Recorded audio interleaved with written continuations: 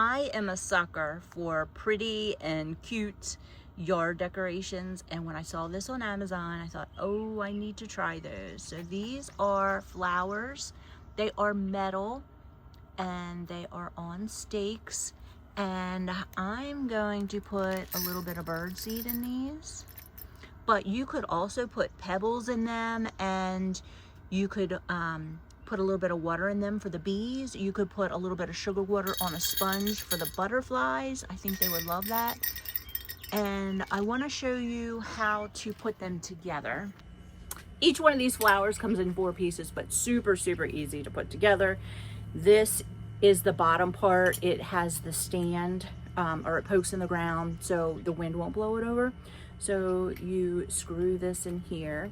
Now I wanted mine different heights, so I left this part out on one of mine.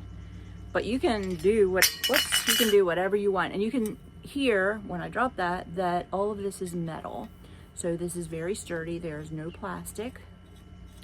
And you get a set of 4, and each one is a different color. And this one is this really pretty teal blue. And then it screws on the top, but that's all there is to it. And then you poke it in the ground. There we go.